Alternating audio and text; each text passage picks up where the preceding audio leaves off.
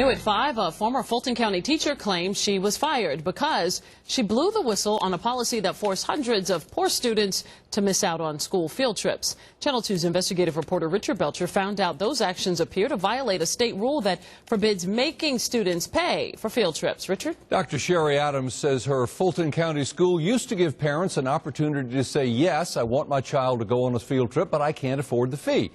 Then someone mysteriously changed the permission form. That meant parents had to pay or their children couldn't go. Dr. Adams says a lot of children didn't go because of that apparently intentional deception.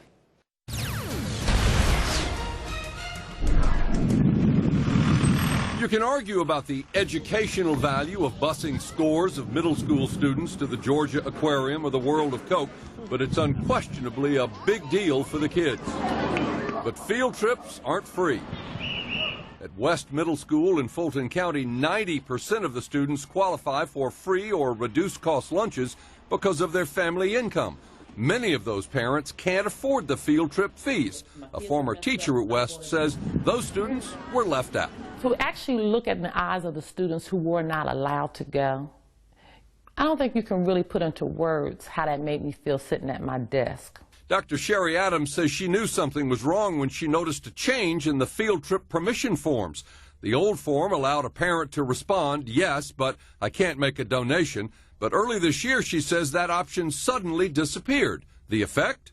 Only about 20 to 25 students were going on these trips because they were the ones who could pay for them. If you could not pay, you did not go. And that's the point. The parents weren't even aware that their child could still go. We checked with the state to see if local systems can require a fee before a student can go on a field trip. If it's associated with a state-funded course, I would say no. No fee. No fee. Dr. Howard Hindley is policy director for the Department of Education. Does it make any provisions for how the district should handle kids who can't afford to go? It does not, although I know that most districts do try to make some provisions. But Dr. Adams told me West Middle made no provisions for the students whose families couldn't pay.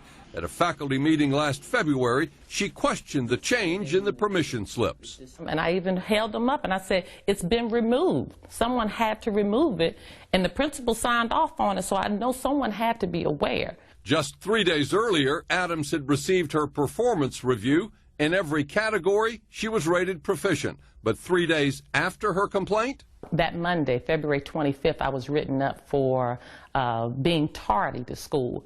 But Adams says she pressed her complaint up the chain of command. The principal was aware. The interim principal was aware. I hand-carried it to the area superintendent and told her. In April, the Fulton County school system notified Dr. Adams her contract would not be renewed.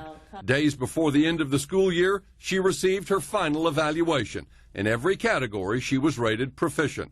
She's convinced her complaint about the field trips cost her her job. So be it, she says. I bet you when field trips take place now, parents are going to be aware and students are going to be treated fairly. The Fulton County school system acknowledges that Sherry Adams' complaint reached as high as an area superintendent who referred it back to the school's principal. For some reason, that principal was replaced weeks before the end of the school year, just weeks after Dr. Sherry Adams was told her contract would not be renewed. It doesn't sound like the behavior of adults, but that's a different subject. So, Richard, what does the form say now? Well, they sent us the form. We have the brand new form. It is back exactly like it was. It offers the parents an option to say, I'd love my child to go, but I can't afford it. Back to the original. Back to the original. Thank you, Richard. Thank you.